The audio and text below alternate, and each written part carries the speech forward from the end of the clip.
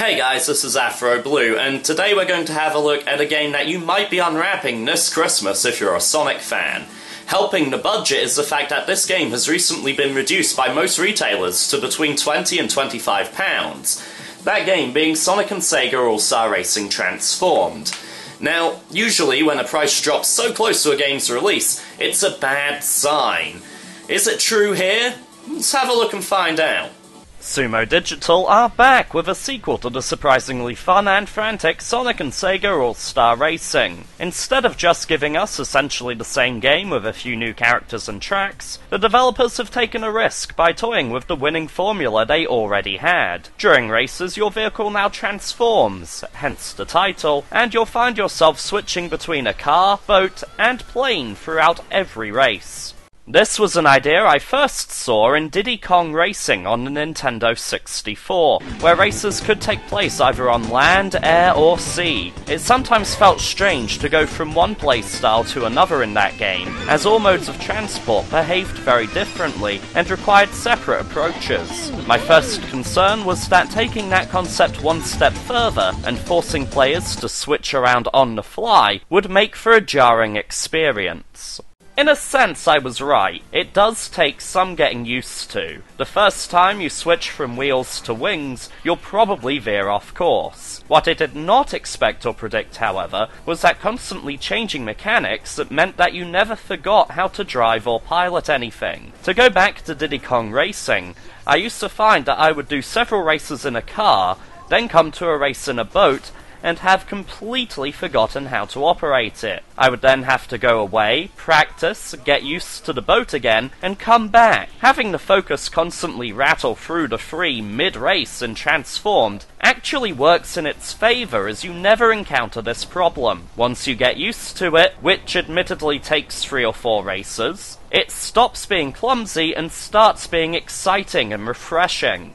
The car controls much the same way it did in the previous game. It has a loose arcade vibe with a strong emphasis on drifting to obtain boosts. Most vehicles stick to the road pretty well, and you're always heading where you mean to be. If anything, the already tight controls of the previous entry have been refined and tuned up. The plane takes some adjusting to, but feels very natural. Piloting will suddenly click into place, and you'll find yourself thoroughly enjoying every flying segment. The designers have carefully crafted the stages and the layouts of boost pads to ensure that you don't have too much freedom to carve your own path and skip out half of the course, which I'm glad of, seeing as that was a major concern of mine. I do take issue with the boating sections. The boat's physics make for a frustrating battle against the tide and your opponents. When I see an open plot of water, the first thought to pop into my head is absolute dread. You're at the mercy of an engine that makes you feel like you are genuinely floating and bobbing on top of a river, just without a paddle or a prayer. The issue isn't that the actual boat is unresponsive, it's that the environment has too much of an impact on it. I could understand allowing players to slip and slide a little to give the illusion of being in a current, but this is slipping and sliding a lot.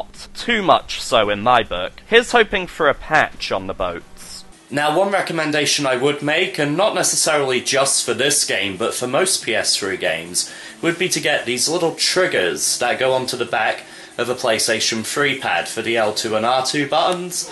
Now, in this game, R2 is accelerate, so you're going to need to use that button a lot.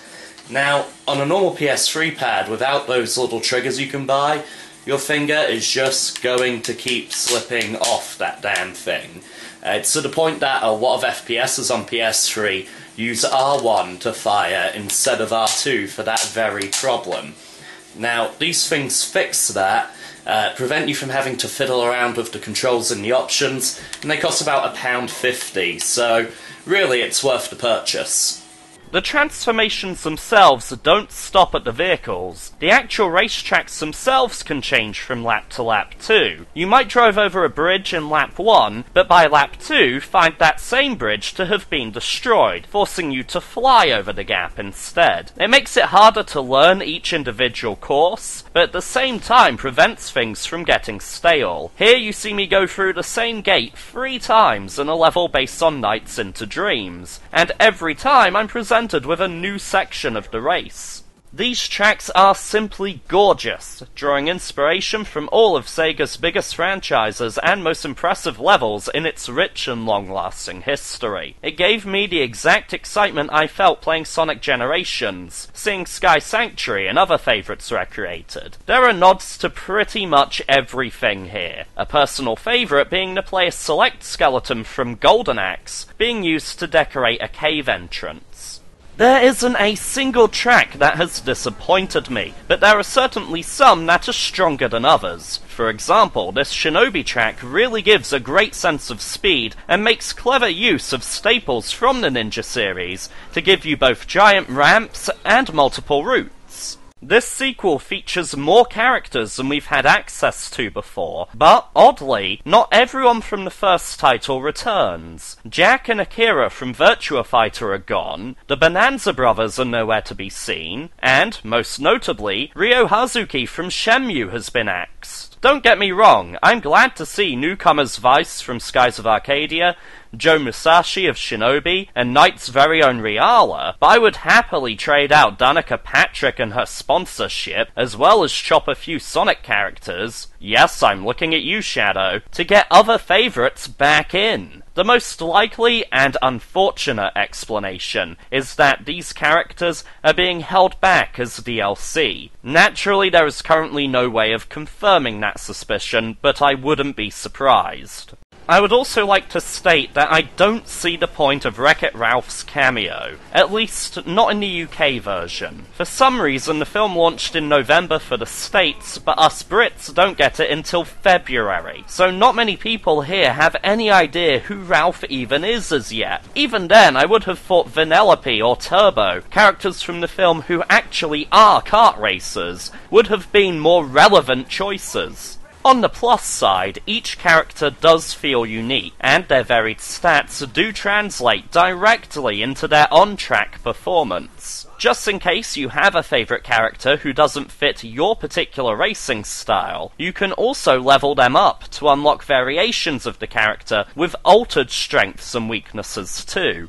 You've got a lot of replay value in this game as well. You have a lot of game modes, including traditional Grand Prix, a more varied career mode where you unlock new characters and tracks by completing races and challenges. By the way, every event in career has 3 levels of difficulty as well. Local and online multiplayer, time attack, the works. For the price this is going for, you're more than getting your money's worth here.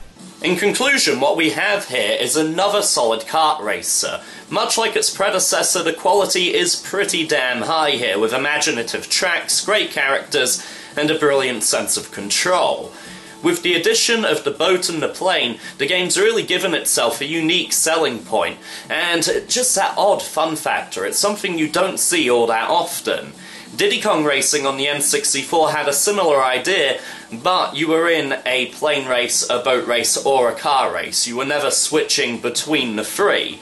Granted, it takes some time to get used to the different control schemes and switching on the fly, but once you have, you're going to have a lot of fun here. Now, if any of you have been thinking about something for the Sonic fan in your life, this is a great choice, and the recent reductions by most retailers means it's not going to break the bank either. This has been Afro Blue, thank you very much for watching, Merry Christmas and Happy New Year!